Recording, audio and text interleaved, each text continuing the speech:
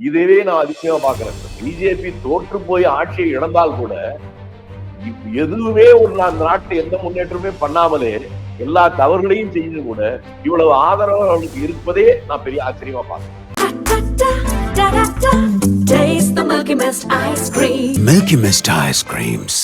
நான் உங்களை பச்சையா கேக்குறேன், உங்க வீட்டுல இருக்க உங்க அப்பா அம்மா எதுக்கு ஓட்டு போடுவாங்களோட உறுதியை சொல்ல முடியுமா? என் மனைவி எதுக்கு ஓட்டு போட்டே என்னால சொல்ல முடியல. எங்கேயோ ஏசி ரூம்ல உட்காந்து இந்த இத்தனை பேர் பெர்சன்ட் ஓட்டு இந்த இத்தனை பெர்சன்ட். ஏங்க நான் தான் உங்கள்ட்ட வெளிப்படையா கேட்கிறேன், நீங்க மட்டும் தான் கேள்வி கேட்பீங்களா? நான் கேட்க கூடாதா? உயர உயர பறந்தாலும் ஊருக்குருவி பிறந்தாங்க. இவர்கள் நீங்க என்னதான் வளர்ந்து போனாலும் டெபாசிட்டை தாண்டதே பெரிய விஷயமா இருக்கிற போது நான் வளர்ந்துட்டேன்னு குள்ள பண்ணி சொல்றதுக்கு இதுக்கு என்ன வித்தியாசம்? இதுதான் இந்த மக்கள் ஒண்ணு தெரியுது. இதுக்கப்புறமா உங்களுக்கு சந்தேகமா? ஒரு 5000 ஓட்டு வரும் முன்னிலை இருந்ததெல்லாம் முன்னிலையா இல்ல. நிறைய தொகுதிகள் தகவல் வருது இல்லைங்களா? அப்ப அதையெல்லாம் மாற்றத்துக்கான வாய்ப்பு இருப்பதாக. அதனால நீங்க அவசரப்படாதீங்க.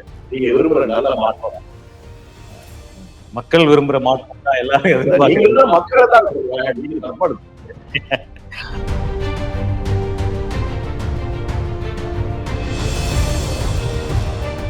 இந்த தேர்தல் முடிவுகள் குறித்த இந்த விவாதத்துல அடுத்ததாக நம்மோடு இணைந்திருக்கிற காங்கிரஸ் கட்சியிலிருந்து திரு திருச்சி வேல்சாமி அவர்கள். வணக்கம். நாடாளுமன்ற தேர்தல் முடிவுகள்ல வாக்கு எண்ணிக்கை காலையில இருந்து நடந்துட்டு இருக்கு. 2-3 மணி நேரமாக வாக்கு எண்ணிக்கை நடந்துட்டு இருக்கு. முன்னணி நிலவரங்கள் நடந்துட்டு இருக்கு.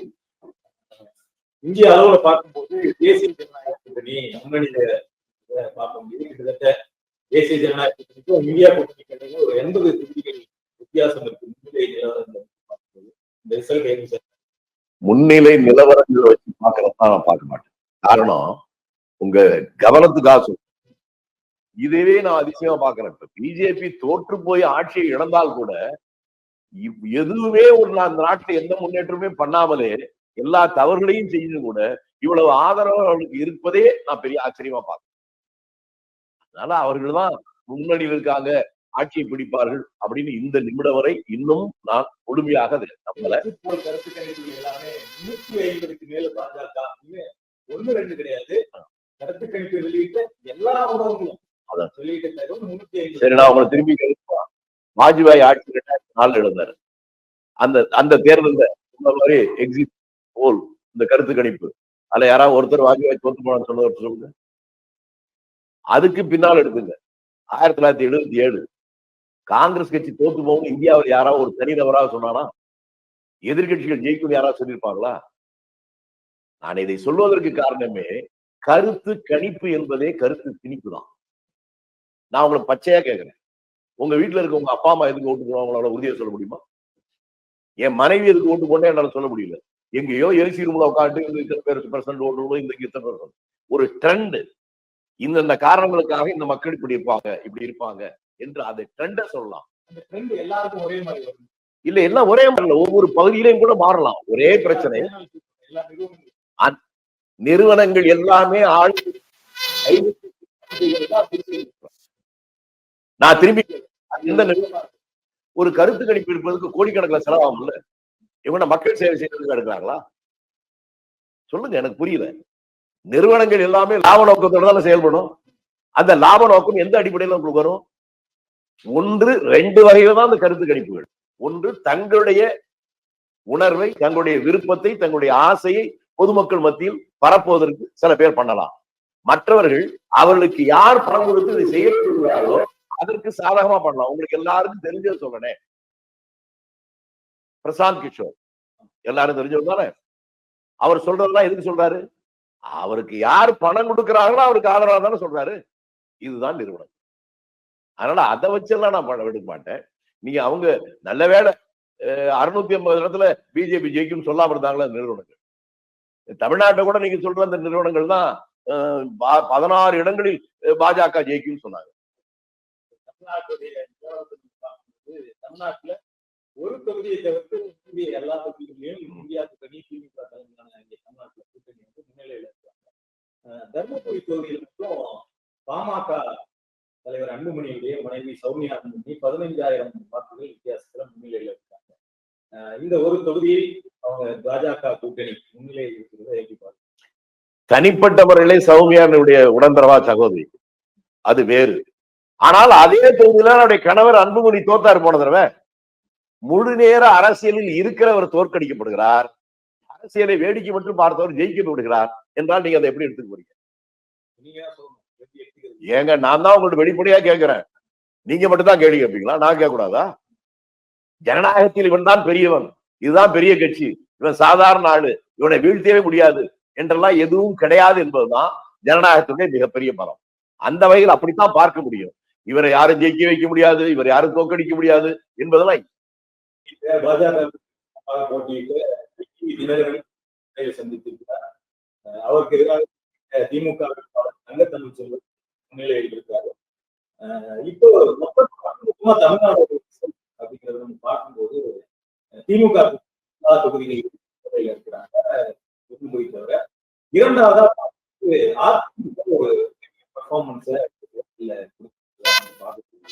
எல்லா இடங்களையும் குறைவான இரண்டாம் வராங்க. கள்ளக்குறிச்சி தொகுதியில ரொம்ப கடுமையான போட்டி இருக்கிறாங்க, விருதுநகர்ல கடுமையான போட்டி இருக்கிறாங்க. இந்த முடிவு எப்படி சார் அதிமுக இந்த பெர்ஃபார்மன்ஸ்? அதிமுக என்கின்ற கட்சியை கடந்த காலத்துல பலவிதமாக விமர்சனம் செய்தாலும் அது தமிழ்நாட்டில் இன்னமும் ஒரு ஒதுக்க முடியாத சக்தியாகத்தான் இருக்கிறது என்பதை காட்டுறதாக நான் நினைக்கிறேன். இது ஒரு அரசியல் பார்வையாளர் கட்சி அரசியலை கடந்து சொல்றேன். ஏன்னா சில நடுநிலையான விஷயங்களை நாம் அதை ஏற்றுக்கொள்ளனாக்க நம்முடைய அனுபவத்திற்கும் நம்முடைய அறிவுக்கும் அது அட அவர்களுக்கு மிகப்பெரிய பலவீனமான சூழ்நிலை இந்த தேர்தல் தான். பெரிய கூட்டணி அவர்கிட்ட நடப்பது பாராளுமன்ற தேர்தல். பாராளுமன்ற தேர்தலில் எந்த ஒரு கட்சியுடைய தேசிய கட்சியுடைய உறவு இல்லாமலேயே தனியார் இருக்கிற போது இவர்களுக்கு அளிக்கின்ற வாக்கு எந்த வகையிலும் பயன்படாது என்கின்ற ஒரு நிலைமை இருக்கு. அதற்கு நேர் மாறாக தமிழ்நாட்டில் ஆளுங்கட்சியாக அதிமுகவுக்கு நேர் எதிராக இருக்கக்கூடிய திமுக பலமான கூட்டணியில் இருக்கு. அப்படி இருந்தும் கூட அதிமுகவுக்கு இவ்வளவு வாக்குகள் வந்திருப்பது பெரிய வியப்பை அளிக்கிறது. மக்கட்டத்துல இன்னமும் அவர்கள் ஒதுக்க முடியாத ஒரு இடத்துல இருக்காங்க புரியும். இருந்து புரிந்து கொள்வது இந்தியா கூட்டணி இது வெற்றி பெற்றதற்கு பின்னாலும் கூட இவர்கள் விஷயத்தில் எச்சரிக்கையாக இருக்க வேண்டும். தமிழ்நாட்டை பொறுத்த வரைக்கும் பாஜக இரண்டாவது பெரிய கட்சியாக வளர்ந்திருக்கிறது. பாஜக கூட்டணி இரண்டாவது வாக்கு சதவீதத்துல வரும் அப்படின்னு தொடர்ச்சியா பாஜக தலைவர்கள் பேசினாங்க. கருத்து கணிப்புகள்ல கூட ஒரு சில கருத்து கணிப்புகள் அந்த முடிவை கொடுத்தாங்க. இந்த முடிவு வந்து தவறா மாறி இருக்கு. நான் ஏற்கனவே சொன்னேன், கருத்து கணிப்பு ஒண்ணு கிடையாது, கருத்து சொன்னேன். நீங்க கருத்து கணிப்பு சொல்றீங்க, ஒண்ணும் பண்ண முடியாது. பாஜக கூட்டணியை சேர்ந்த வேட்பாளர்கள் பல தொகுதிகள்ல இரண்டாம் இடம் வந்திருக்காங்க. திருநெல்வேலியில 4600 வாக்குகள் வித்தியாசத்துல இரண்டாம் இடத்துல இருக்காரு. தேனியில இருக்காரு, ராமநாதபுரத்துல ஓபிஎஸ் இருக்காரு, வேலூர்ல சமூகம் இரண்டாம் இடத்துல இருக்காரு, கோவையில இரண்டாம் இடத்துல இருக்காரு. இப்படி பல தொகுதிகள் இரண்டாம் இடம் பிடிக்க பார்க்க முடியுது. பாஜக அப்படின்னு பிரச்சாரம் நான் என்ன அவங்கதான் ஜெயிக்க போறாங்கன்னு சொன்னாங்க. 4 இடத்துல 2வது வந்ததுக்கு எவ்வளவு பெரிய வெற்றின்னு சொன்னீங்கன்னா எனக்கு புரியலைங்க. எனக்கு தமிழ் புரியுதா என்னன்னு தெரியல. எங்க வளர்ந்துருக்காங்க?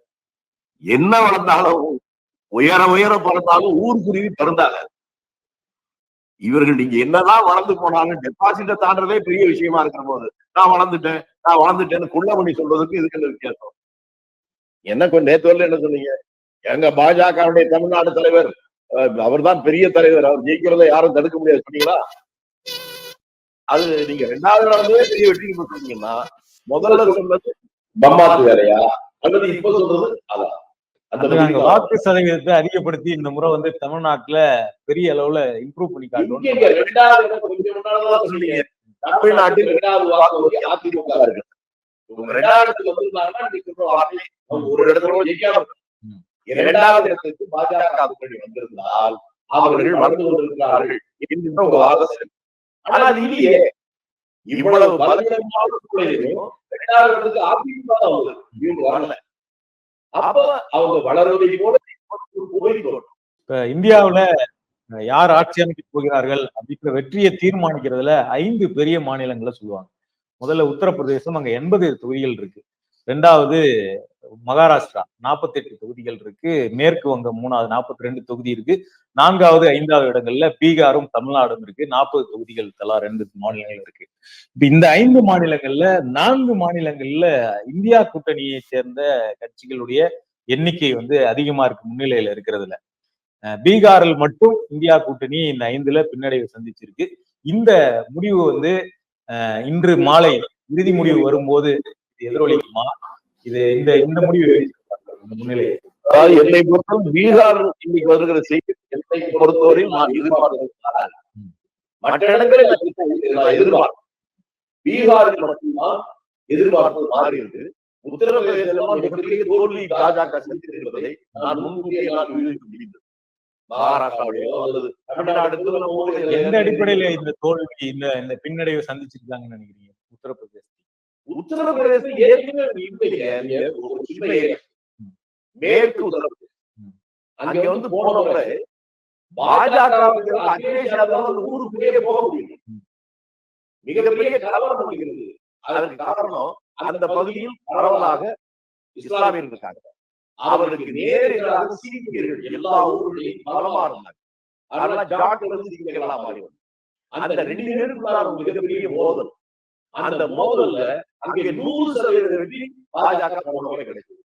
ஆனா இப்ப என்ன மாற்றம் வந்துச்சுன்னு கேட்டா, டெல்லியில விவசாய போராட்டம் நடந்ததா, அந்த ஓராண்டு நடந்த போராட்டத்தின் போது அங்க இருக்கிற அந்த மேற்கு உத்தரப்பிரதேசத்தில் பெரும்பாலானவர்கள் விவசாயத்தை மையப்பட்டு வாழ்ந்தவர். இந்த நேற்று வரை எதிர்ப்புறமாக பாட்டாக அடிக்க வகைகள் நினைச்ச அந்த 2 சமூகத்தை சேர்ந்தோம்.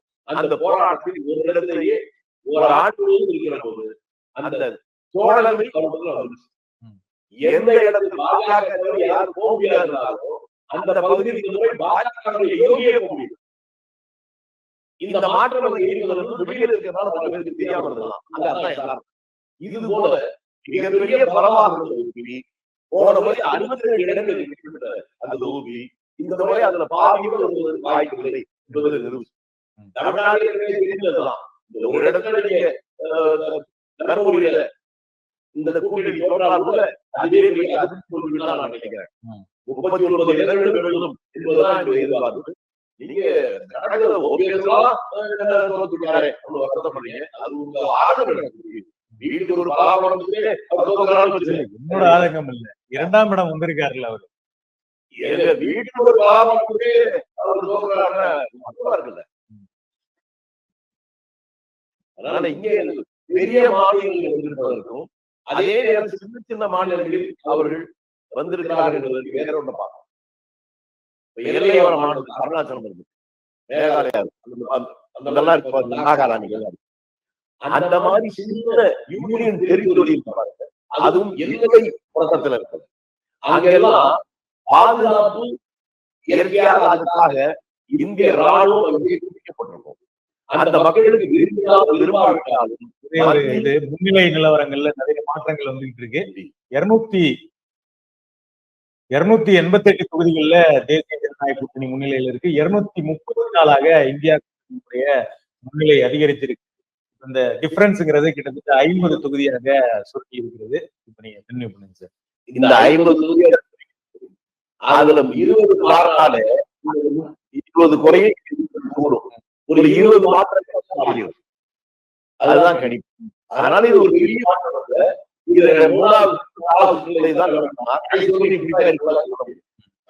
அதனால இது இந்தியா கூட்டணியே வெற்றி பெற்று ஆட்சி பிடிக்கிற ஒரு நிலைமை வந்தால் நானும் ஆச்சரியப்பட மாட்டேன். ஆனா எனக்கு தியானம் செய்வதற்கு வாய்ப்பு. சிறிய மாநிலங்கள் பேசிட்டு இருந்தீங்க. சிறிய மாநிலங்கள் குறிப்பாக எல்லையோர மாநிலங்கள் முழுமையாக மத்திய அரசுக்கு நேரடி கட்டுப்பாடு இருக்கிற போது நீங்க அந்த மாநிலம் பார்த்தீங்கன்னா மத்தியில் யார் ஆட்சி வந்தாலும் அவர்களுக்கு ஆதரவாக இருக்க வேண்டிய நிர்பந்தம் அவர்களுக்கு விருப்பம் சொல்லல. அதற்கு மிகப்பெரிய உதாரணம் மணிப்பூர்ல பிஜேபி 10% ஓட்டால் வாங்கலாமா? எவ்வளவு பெரிய அநியாயம் நடந்தது. ஆனாலும் அதை கடந்து அந்த மக்கள் மத்தியில் ஆளுகிறவர்களுக்கு எதிராக இருக்க முடியாது என்பதுதான் இருக்கிற யதார்த்தம். மக்களை நான் குறை சொல்ல மாட்டேன். ஒவ்வொரு நாளும் அச்சத்தோடும் பயத்தோடும் வாழ வேண்டிய நிர்பந்தம். உத்தரப்பிரதேசத்துல 2 முக்கியமான தொகுதிகளா காங்கிரஸ் போட்டியிட்ட தொகுதிகளில் பார்க்கப்பட்டது அமேதியும் ரேபரேலியும். அமேதி தொகுதியில காங்கிரஸ் வேட்பாளராக கிளம்பி கடந்த முறை ராகுல் காந்தி அந்த தோல்வி அடைந்திருந்தார். ஸ்மிருதி இரானி சார்பாக வெற்றி பெற்றிருந்தாங்க. இந்த முறை அங்கு வேட்பாளராக காங்கிரஸ் வேட்பாளராக நிறுத்தப்பட்ட கிஷோரிலால் 27,000 வாக்குகள் முன்னிலையில் இருக்காரு. ரேபரேலி தொகுதியில் ராகுல் காந்தி 76,000 வாக்குகள் முன்னிலையில் இருக்காரு. கிட்டத்தட்ட அவருடைய ராகுல் காந்தியினுடைய வெற்றியை நோக்கி அவர் போயிட்டு இருக்காருன்னு பார்க்க முடியுது. இந்த செய்தியை எப்படி பாக்குறீங்க? அமேதி வந்து அதிர்ச்சிங்க. சீதாமாதா அப்படிதான் அந்த மக்கள் ஒண்ணு தெரியுது. இதுக்கப்புறமா உங்களுக்கு சந்தேகமா? அது கிட்டத்தட்ட ஒரு நெருங்கா வந்து போன முறை, அதாவது நிழலை நிஜம் என்று நம்பிய அந்த மக்கள் அது நிழல் நிஜம் அல்ல என்பதை புரிந்தாங்க. சீதையாக சீரியல நடிச்சதே சீதையாக நம்பி கொண்டு போட்டாங்க போன முறை. இப்ப அது இல்ல, அது வேற. சீதை வந்து தன்னுடைய தோழியுடைய கணவனுக்கு வலை விரிக்கிற அப்படியெல்லாம் இப்ப புரிஞ்சுட்டாங்க. அதனால இந்த முறை அது அடிபட்டு பல இடங்களில் இருந்த மக்கள் சில நேரங்களில் அவர்கள் பார்வையில நிழல் நிஜமோ தோற்றம் வைப்பது உண்மைதான். அதுல சில தவறு நடக்கும். அந்த உண்மை தெரிகிற போது மாற்றம் வரும் என்பதற்கு சீதா மாதாவுடைய தோல்வி ஒரு சரியான உதாரணம். உத்தரப்பிரதேசத்தை பொறுத்த வரைக்கும் ராமர் கோயில் விவகாரம் தேர்தலில் பெருசா எதிரொலிக்கும் அப்படின்னு பாஜகவினர் நம்பினாங்க. பெருச அளவுல அது அரசியல் பேசப்பட்டுச்சு. இந்தி பெல்ட் முழுக்க ராமர் கோயில் விவகாரங்கிறது எதிரொலிக்கும் அப்படின்னு. உத்தரப்பிரதேசத்தில் கோயில் இருக்கிற உத்தரப்பிரதேசத்திலே பாஜக பின்னடைவை சந்திச்சிருக்கு. அதே போல காஷ்மீர்ல 370 நீக்கினதும் பாஜகவுடைய பிரச்சாரத்துல ஒரு முக்கிய அங்கமா இருந்தது. இன்னொன்னு என்னன்னா, இந்தியாவினுடைய இமேஜ் உலக அளவில் மோடி உயர்த்தி இருக்கிறார் அப்படிங்கிற பிரச்சாரமும் பாஜகவுடைய மெயின் பிரச்சாரமா இருக்கு. ராமர் கோயில் 370 உலக அளவில் இந்தியாவின் இமேஜ் உயர்த்தியது. இந்த 3 விவகாரமும் உத்தரப்பிரதேசத்தில் செயல்படலையா? ராமர் கோயில் உண்மைதான். ராமர் கோயில் எப்ப கட்டினாங்க? மசூதியை இடித்தது அந்த இடத்துல தான் ராமர் பிறந்தான் அப்படிதான் இடிச்சாங்க.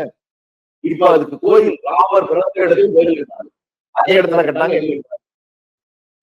கொஞ்சம் தள்ளி அங்கிருந்து 3 கிலோமீட்டர். அப்ப ராமர் எங்க பிறந்தார் அந்த மக்களுக்கு யோசிக்க ஆரம்பிச்சாங்க. அவர் மசூதி இருக்கிற இடத்துல தான் பிறந்தாருனாக்க கட்டினது அயோக்கியத்தனம். கட்டின இடத்துலதான் ஒரு பிறந்தார்கள் உண்மையா இருந்தா மசூதி இடிச்சது அயோக்கியத்தனம். யோசிக்க ஆரம்பிச்சாங்க. 6வது அறிவு வேலை செய்ய ஆரம்பிச்சு. அதனாலதான் இங்க பெரிய தோல்வி. பிரதமர் மோடியுடைய இந்த பிரச்சாரங்கள், அவருடைய பிரச்சாரங்கள்ல முஸ்லிம்கள் குறித்து வழக்கத்துக்கு மாற அதிகமா பேசினாரு. முஸ்லிம்கள் ஊடுருவல்காரர்கள், அதிக குழந்தைகள் பெற்றுக் கொடுப்பவர்கள் அப்படின்னு பேசினாரு. இதெல்லாம் வந்து அவருக்கு வந்து இந்த ஓட்டு போலரைசேஷன்ல பயன்படும் அப்படின்னு சில அரசியல் விமர்சகர்களால சொல்லப்பட்டுச்சு. அது எடுபடல. இந்த அரசியல் விமர்சனம் அவருக்கு ஒரு கேள்வி. மோடியுடைய அப்பா அதிக குழந்தைகள் இருக்கா? அது அவரே நான் அப்படி பேசல அப்படின்னு பின்னாடி சொல்லியிருக்காரு ஒரு மீடியால. ஒண்ணு சொல்றது பின்னாடி மாட்டிக்கிறாரு. காலையில சொல்றத மாலையில மறுத்த எனக்கு புரியுது. ஆனால் இதுல வந்து ஒரு பொருளாதாரம் படிக்கிற மாணவர்கள் சொல்றாங்க. அதிக குழந்தைகள் எங்கே இருக்கிறதோ அவர்கள் மீது ஆதரவு அவர்களுக்கு அனுதாபம். எந்த ஜாதியோ என்ன மதமோ என்ன இனமோ என்ன மொழியோ எங்கு வறுமை இருக்கிறதோ அங்கே குழந்தைகள். ஒரு பீடி கம்பெனி முதலாளி வீட்டுல 2 குழந்தைக்கு மேல இருக்காது. அவர்கிட்ட பீடி சுத்தர வீட்டுல 8 குழந்தை வந்துருவாங்க. அதற்கு காரணம் வசதி படைத்தவனுக்கு அவனுக்கு வெவ்வேறு வகைகளை கவனம் பொழுதுபோக்கு அவனுக்கு வாய்ப்பு இருக்கு. இந்த வேலையை வைத்துக் கொண்டுதான் சாப்பிடணும் நினைக்கிற போது வேற வழியே கிடையாது. அப்போ குழந்தைகள் பெறுவது இதோ வழி. இதற்காக அனுதாபம் அதை விட்டுட்டு குழந்தைகளுக்கு என்று ஆதரப்பட்டால் அதுவும் ஒரு ஆட்சியாளருக்கு பொருளாதார அடிப்படை அறிவே இல்லை. இதுல பகலப்பரவாக முன்னாலே சொன்னாரு.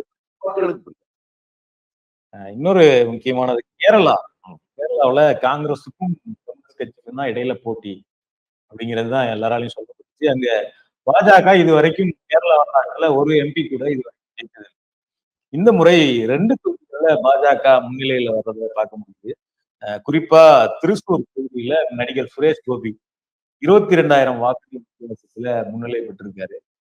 கேரளாவில் தன்னுடைய காலை பதித்து விட்டார். சினிமா காலை வைத்திருக்கு. சுரேஷ் கோபி ஒரு புகழ்பெற்ற மலையாள நடிகர்.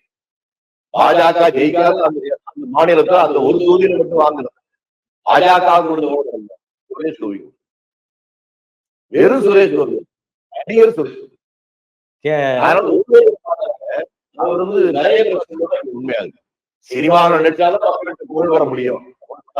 ஆனா வடக்கு இமாச்சல்ல கங்கனா ரனாவத் தருகிறது. திருவனந்தபுரம் தொகுதியில காங்கிரஸ் கட்சியினுடைய முக்கிய தலைவர் சசி தரூர் 8000 வாக்குகள் வித்தியாசத்தில் பின்னடைவை சந்திச்சிருக்காரு.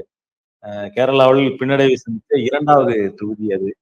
இந்த முடிவு எப்படி சார் பாரு? அங்க ராஜீவ் சந்திரசேகர் மத்திய அமைச்சர் சொல்லிட்டாரு. அவர் 1,03,115 வாக்குகள் பெற்றிருக்காரு. 2ஆம் இடத்தில் வந்திருக்கிற சசி தரூர் 94,790 வாக்குகள் பெற்றிருக்காரு. இந்த ட்ரெண்ட் சேஞ்ச் ஆகுமா இல்ல சசி தரூர் யார் முக்கிய தலைவர் முக்கியமாக நேற்றைய முக்கிய தலைவர் போகலாம், மூத்த தலைவர் இல்ல அதெல்லாம் தப்பு. இதுதான் முக்கியம், அதுதான் முக்கியம். வண்டி இருக்கு, வண்டியில அச்சாணிகள் அது முக்கியமா இல்லையா? எது முக்கியம் எது முக்கியம் இல்லைன்னா அந்தந்த சந்தர்ப்பத்தில் முடிவு செய்யும். இப்ப காரணம் எவ்வளவு வேகமா போறீங்க, கிலோமீட்டர் இதோட பிரேக் தான் உங்களுக்கு முக்கியமா இருக்கு. எது முக்கியம் என்பது தேவைப்படுகிற போதுதான். அதனால அரசியல்ல முக்கிய தலைவர் மூத்த தலைவர் அப்படின்ற எதுவுமே கிடையாது. காந்தி முக்கிய தலைவர் மூத்த தலைவர் சாதாரண சொல்லுங்க. காந்தி ஒரு முக்கிய தலைவர் தான். அவர் எப்படி பஞ்சாயத்து அவர் அவருடைய செயல்பாடு எல்லாம் கிடையாது. காங்கிரஸ் கட்சி எல்லாருமே சம அளவுக்கு கொடுக்கணும். அந்த காலத்திலேயே அதைத்தான் காந்தி கற்றுக் கொடுத்தார். எல்லாராலும் ஏற்றுக்கொள்ளப்பட்ட தலைவராக காந்தி இருக்கிறது.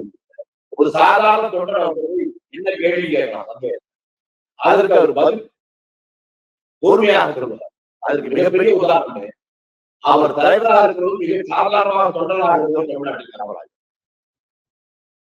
காந்திக்கு ஒரு கடிதம் எழுதுறார், there is a click in Tamil Nadu அப்படின்னு பேசி போனதால அந்த கடிதத்தில் எனக்கு நீங்க தான் வழிகாட்டி, ஆலோசனை தலைவரே நீங்க தான், ஆனாலும் இதை சொல்வது தவறு, எப்படி சொன்னீங்கன்னு தெரியல. அதற்கு அவருடைய அறிஞர் பத்திரிகை அவர் எழுதுறாரு, இந்த மாதிரி எனக்கு எழுதுறாங்க.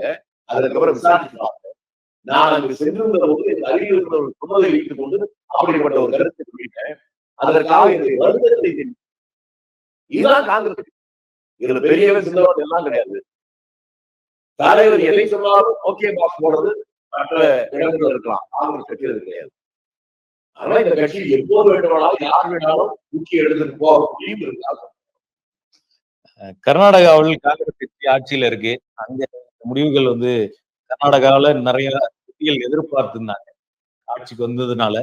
இன்னும் குறிப்பா சொல்லணும்னா டி.கே. சிவகுமார், சித்தாராமையா 2 பேரும் கொண்டு வந்த இந்த மக்கள் நல திட்டங்கள் இங்க தமிழ்நாட்டை போலவே அங்க மகளிருக்கான கட்டணம் இல்லா பேருந்து, உதவித்தொகை, இந்த மாதிரி பல திட்டங்கள் அங்க முக்கியமானதா பார்க்கப்படுச்சு. இப்ப கர்நாடகாவுடைய ரிசல்ட் அங்க பாஜக 21 தொகுதிகள்ல முன்னணி இருக்காங்க. காங்கிரஸ் 7 தொகுதிகள்ல முன்னணியில் இருக்காங்க. அதுவும் குறிப்பா இதுல ஒரு முக்கியமான மாற்றம் என்ன நடந்துச்சுன்னா, கர்நாடகாவில வழக்கமா காங்கிரசினுடைய வலுவான பகுதிகளா பார்க்கப்படுறது இந்த தென் கர்நாடகா பகுதி தொகுதிகள். இந்த முறை வழக்கத்துக்கு மாற்றா பாஜகவின் முக்கிய தொகுதிகள், பாஜக தான் இது வரைக்கும் கடந்த 20 ஆண்டுகளா ஜெயிச்சு வந்த தொகுதிகளா பாக்குற வட கர்நாடகாவினுடைய பகுதிகளில் காங்கிரஸ் முன்னிலை பெற்றிருக்காங்க. இந்த ரிசல்ட் ஒருவேளை காங்கிரஸ் தொகுதிகள் குறைஞ்சிருச்சே அப்படின்னு பாக்குறதா, இல்ல இதுவரை ஜெயிக்காத தொகுதிகள்ல ஜெயிச்சிருக்காங்க, முன்னிலையில் வந்திருக்காங்களேன்னு பாக்குறது. நீங்க அரசு இவர் ஜெயிச்சிருக்காரு சரியா தவறா, இவங்க தோத்திருக்காங்க சரியா தவறா, ஜெயிச்சதுனால பெரிய வெற்றி பார்க்கறது நம்ம விமர்சனம் முடியல. உங்களுக்கு உதாரணம் பிரஜ்லால் ரேவண்ணா முன்னிலை இருக்காரா? அது நீங்க முயற்சி அடைகிறீங்களா? இன்னும் பேச மாட்டீங்க. இல்ல அதனால சில பேருடைய வெற்றி நமக்கு வருத்தத்தில், சில பேருடைய தோல்வி அதுவும் வருத்தத்தில். அவருடைய வீடியோஸ் வெற்றி பெறுவதா தோல்வி அடைவதா என்பதை விட அந்த வெற்றி சரியானதா தவறானதா பார்க்கணும். நீங்க அங்க இன்னொரு மாற்றத்தை நீங்க கவனிக்க தவறி. சென்ற முறை பாஜக தனித்து இருந்தது. இந்த முறை அங்கே குறிப்பிட்ட ஒரு சக்தியோடு இருக்கக்கூடிய அந்த தேவகவுடாவுடைய கட்சி இருக்கு. அந்த கட்சியும் இப்பொழுது பாஜகவோட கூட்டணி சேர்ந்து இருவரும் சேர்ந்து இருக்கின்றாங்க. அவர்கள் மிகப்பெரிய பலமான சக்தியாக இருக்கிறது. போன முறை சட்டமன்ற தேர்தலில் கூட இவர்கள் தனியாக இருந்தார்கள். காங்கிரஸ் வெற்றி பெற்றது. தேர்தலில் 1% 2% வாக்குகள் கூட மிகப்பெரிய மாற்றத்தை உருவாக்கும் என்பதை நம்ம கருத்துறோம். இப்ப நீங்க இப்ப பாத்தீங்கன்னா நான் ஒரு அடுத்து உங்களை கேட்கிறேன், அது சரியா உடனே நீங்க பார்க்க முடியாது. இப்ப அதிகமான இடங்களில் பாஜக முன்னிலை இருக்கும். ஒவ்வொரு தொகுதியிலும் 30,000 40,000 முன்னணியில் இருக்கிறது வேறு. 1000 ஓட்டு 500 ஓட்டு 2000 ஓட்டு 2500 ஓட்டு முன்னிலை இருக்கிறது. ஒரு 5000 ஓட்டு வரும் முன்னிலை இருந்ததெல்லாம் முன்னிலையா இல்லை. குறைவான வாக்குகள் நிறைய தொகுதிகள் முன்னிலை தகவல் வருது. தகவல் வருது இல்லைங்களா? அப்ப அதையெல்லாம் மாற்றத்துக்கான வாய்ப்பு இருப்பதாக. அதனால நீங்க அவசரப்படாதீங்க. நீங்க விரும்புற நல்ல மாற்றம், மக்கள் விரும்புற மாற்றம் தான் எல்லாரும் எதிர்பார்க்க. மக்களை தான். ராஜஸ்தான் மாநிலத்துல காங்கிரஸ் கடந்த முறை ஒரு தொகுதி கூட வெற்றி பெற முடியல. இந்த முறை அவங்க வந்து ஒரு பெரிய பெர்ஃபார்மன்ஸ் அங்க பண்ணிருக்கிறதா பார்க்க முடியுது. 12 தொகுதிகள் 25ல 12 தொகுதிகள் அங்க வந்து முன்னிலையில இருக்காங்க. ராஜஸ்தானை பொறுத்த வரைக்கும் எத்தனை தொகுதிகள் பெற்றாலும் அது வந்து இந்தியா கூட்டணிக்கு பாசிட்டிவ் தான். ஏன்னா அது வந்து போன முறை ஃபுல்லா பிஜேபி ஜெயிச்ச தொகுதி அப்படின்னு பார்க்கப்படுச்சு. இந்த முறை 12 தொகுதி வந்திருக்காங்க. இது எப்படி சார் பாருங்க? நீங்க எல்லாமே மத்திய ஒரு தொகுதி போச்சு, இது எல்லாம் ஜெயிச்சது. குஜராத்ல 100%, ராஜஸ்தான்ல 100%, ஹரியானால 100%, டெல்லியில 100%. இந்த மாதிரி அவங்க ஜெயிச்சாங்க. ஆனால் அப்படி 100% ஜெயித்த எந்த மாநிலத்திலையும் இந்த முறை 100% அது குறைஞ்சதா இருக்கு. ராஜஸ்தான்ல வந்து இப்போ பிஜேபி ஆட்சியாக மாநிலத்திலையும் அங்கே இப்ப இந்தியாவுக்கு முன்னேற்றம் தான் எடுத்துக்கணும். அங்கே நடந்த அந்த ஊர்வலங்கள், அது குறிப்பாக பிரியங்கா காந்தி போகிற கூட்டம், இதெல்லாம் வந்து பிரம்மாண்டமான ஆதரவு என்பது நமக்கு தெரிந்தது. அது குஜராத்திலும் கூட 100% வெற்றி இல்லைன்னா ஒரு தொகுதியில காங்கிரஸ் 3 இடத்துல அது மாறிக்கிட்டே இருக்கு. அது 5 அதான் நீங்க சொல்ல அர்த்தம். நான் என்ன சொல்றேன், 100% வெற்றியில 5-6 மாநிலங்கள், எந்த ஒரு மாநிலத்தில் 100% வெற்றி அவர்கள் பதிவு செய்ய முடியவில்லை. அது ஒரு மாற்றம். இவர்களுக்கு புதிதாக கிடைத்திருக்கிறது. கர்நாடகாவில் அவர்கள் ஒருவேளை தேவகவுடா கூட்டணி சேராவிட்டு இருந்திருந்தால் அங்கே குறைந்தபட்சம் ஒரு 10 இடங்களை இழப்பு வந்திருக்கும். அந்த மாதிரி சின்ன சின்ன கவனம் செலுத்தியிருந்தால் இந்தியா கூட்டணி இன்னும் பெரிய அளவுக்கு வாய்ப்பு இருக்கு. ஆனாலும் வெற்றி தோல்வி என்பது கூட்டணியினால் மட்டும்தான் வரும் அப்படின்னு நான் சொல்றேன். என்னுடைய வருத்தம் 10 ஆண்டுகளாக பாஜக ஆட்சி இருக்கிறதா நம்ம அவதாரம் நரேந்திரனுடைய அந்த ஆட்சியில் மக்களுக்கு என்னென்ன நன்மைகள் கிடைத்தது, இந்த நாட்டுக்கு என்னென்ன நன்மை கிடைத்தது என்கிற அந்த அடிப்படையில் வாக்களிக்க வேண்டும் என்பதுதான் ஒரு நல்ல ஆரோக்கியமான ஜனநாயகம். அந்த அடிப்படையில் இன்னும் மக்கள் உறுதியாக யோசிக்கிறதையோ வேறு ஏதாவது சிதறி இருக்கிறதோ என்றே நான் நினைக்கிறேன். காரணம், இந்த 10 ஆண்டுகள் என்பது சாதாரண சொல்லுங்க. ஒரு பெரிய 2 முறை ஆட்சி வருவது என்பது பெரிய விஷயம். இந்த 10 ஆண்டுகளில் இந்த நாட்டில் எல்லோருக்கும் தெரிகிற மாதிரி திருச்சியில ஒரு நிகழ்ச்சி, சென்னையில ஒரு ஆவடி தாண்டி, நெய்வேலியில நிலக்கரி சுரங்கம், இந்த மாதிரி தமிழ்நாட்டிலேயே பெரிய நிறுவனங்கள், மத்திய அரசு நிறுவனங்கள் ஒரு 10 இடம் சொல்லலாம். ஒரு மாநிலத்தில் 10 சொல்ல முடியுது. இந்தியா முழுக்க இந்த 10 ஆண்டுகள்ல ஏதாவது ஒன்று சொல்லுங்க. ஆக முன்னேற்றத்திற்கான எந்த வழியும் இல்லை என்பது மட்டுமல்ல, ஒரு அரசாங்கம் எதையெல்லாம் அவர்கள் கையில் வைத்திருக்க வேண்டும், எதையெல்லாம் தனியாக தரலாம் என்பதற்கு சில விஷயங்கள். பாதுகாப்பு தனியார் கொடுக்க முடியுமா? அதுக்கே கான்ட்ராக்ட் ஒரு கோமாளித்தனமான சிந்தனை. ஆர்வம் அது மத்திய அரசு கட்டுப்பாடுல இருக்கணும். அது தனியார் விளைவுனா இந்தியா முழுக்க போதைப் பொருள் வெளிப்படையா வந்துருக்கு. அதை தடுக்க நடவடிக்கை இருக்கா? ரயில்வே, விமான போக்குவரத்து குட்டியாட்டு கூட அரசாங்கத்துக்கு விமானம் வச்சிருக்கான். ஆனா இவ்வளவு பெரிய நாட்டுல அரசாங்க விமானம், ஆனா விமான நிலையத்தை விரிவுபடுத்துறாங்க. இதெல்லாம் ஒரு தப்பான ஆட்சிக்கு அடையாளமாக இருக்கு.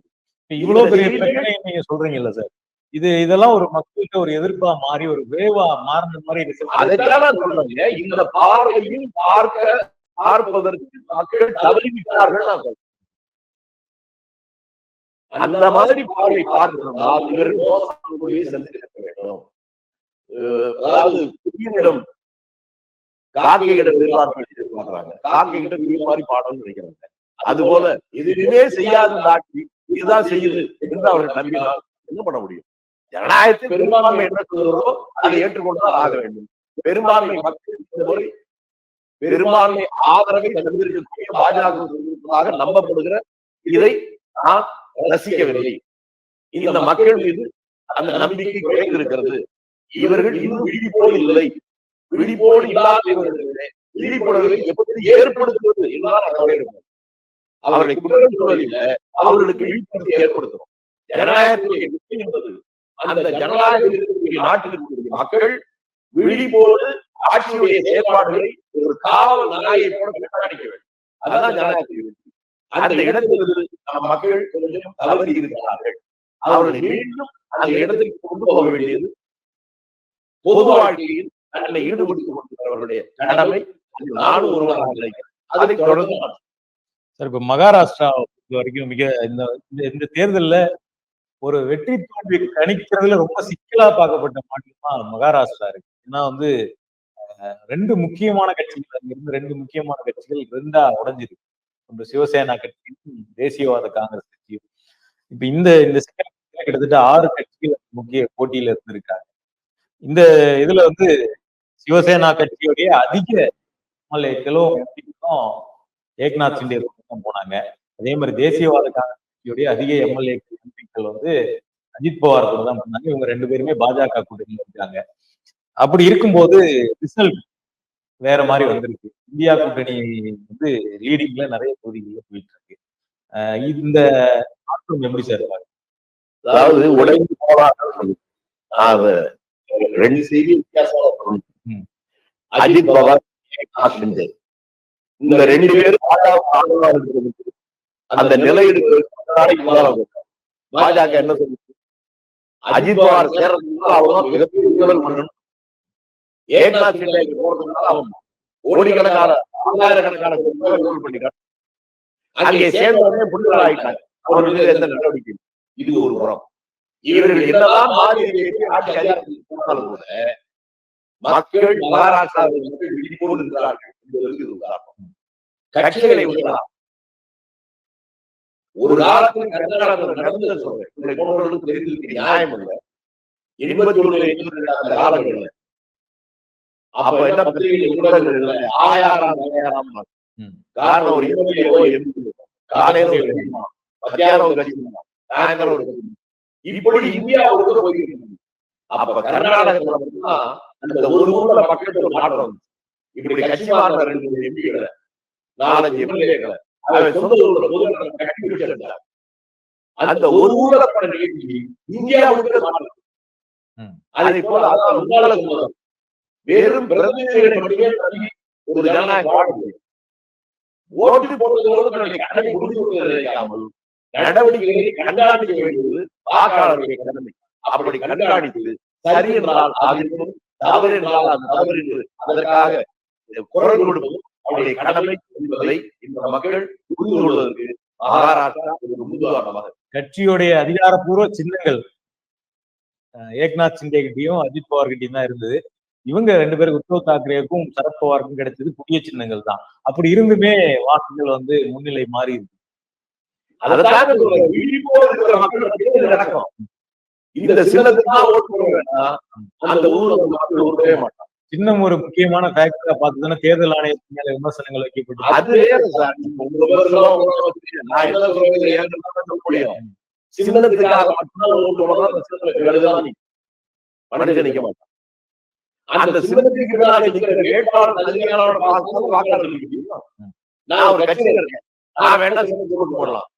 நீங்க பொதுமக்கள் ஏன் எந்த கட்சியாக இருந்தாலும் எந்த சினிமாவா இருந்தாலும் வேட்பாளர்கள் அதிக பேர் வேணாம். ஒரு 10% பேர் பார்க்க ஆரம்பிச்சாலே ஜனநாயகம் செழுமையடையும், ஜனநாயகம் பலப்படும்.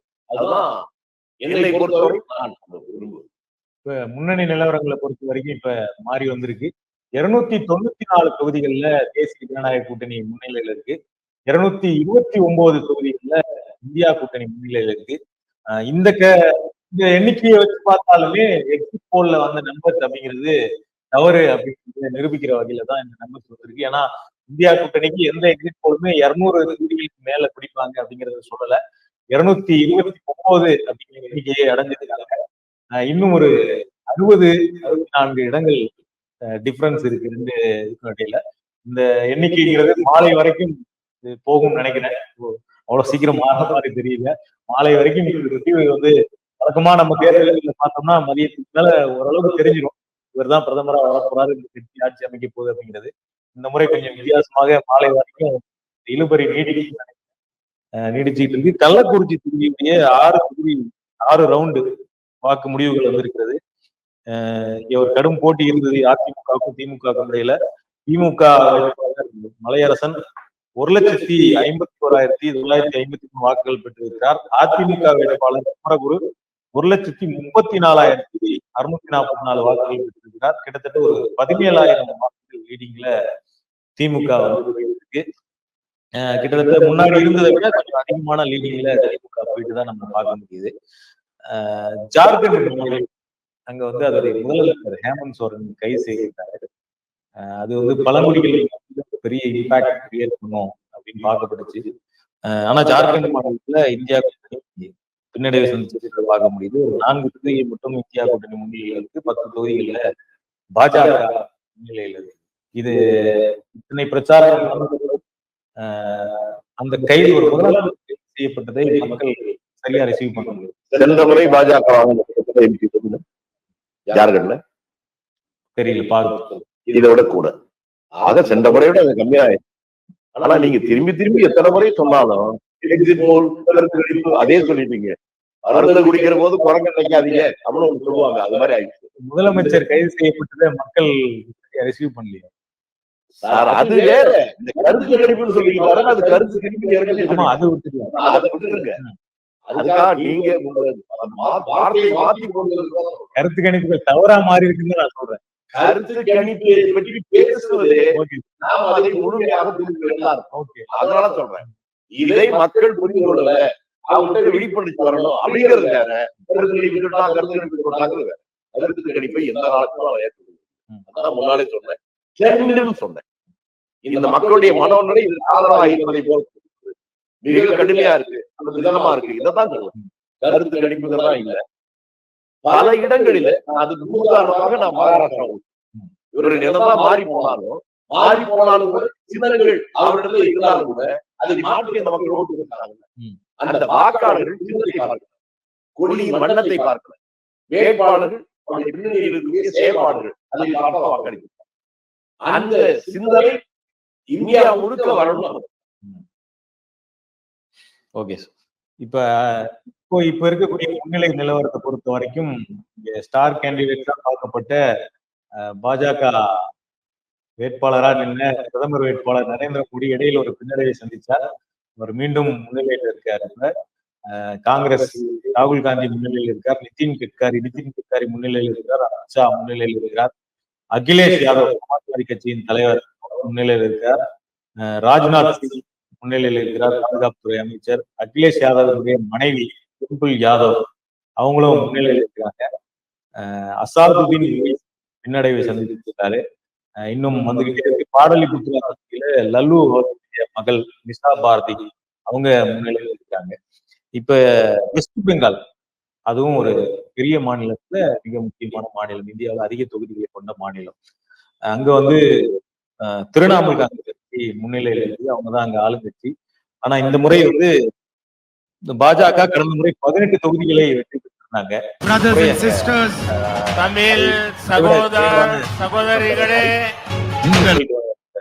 முன்னிலை நிலவரங்கள் வந்து மோடி பிரச்சாரம் செய்யும் போது வழக்கமா முஸ்லிம்களை பத்தி நிறைய மாநிலங்கள்ல பேசினாரு.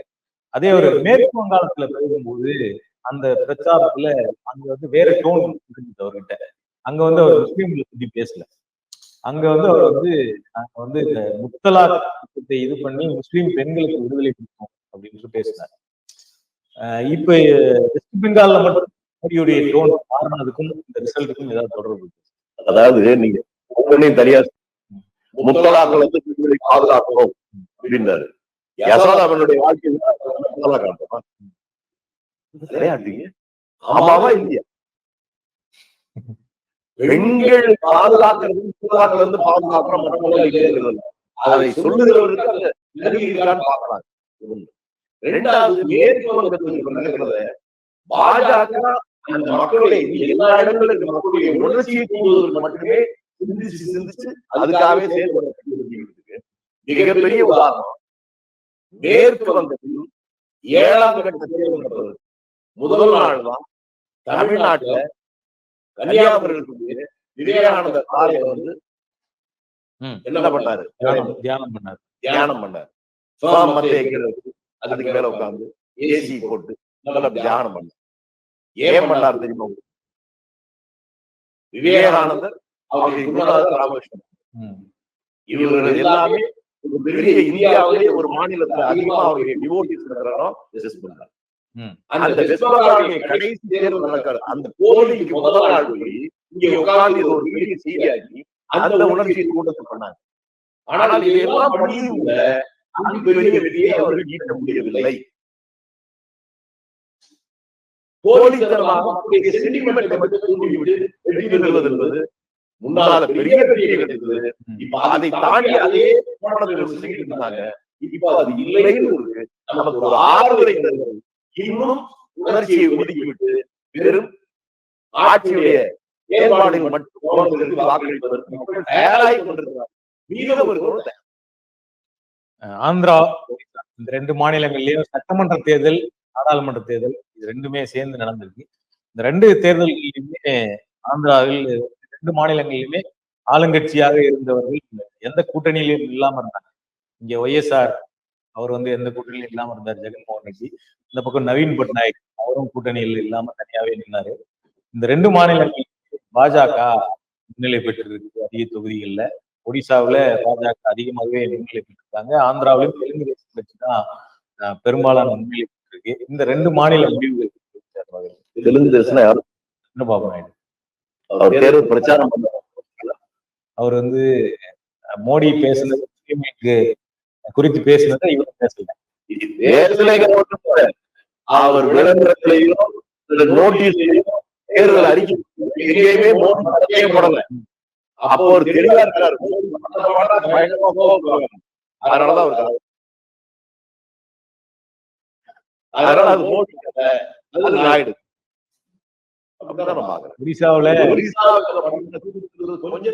தமிழர்களை மையப்படுத்தி பிரச்சாரம் பண்ணாங்க. போய் தமிழ்நாட்டிலையும் தியானம் பண்ணுவாராம். ஆனா தமிழர்கள் ஆதிக்கம் பண்ணுவாராம் சொல்லுவாராம். அதை விட கொடுமை தமிழ்நாட்டில் இருக்கிறத விட ஒரு பச்சை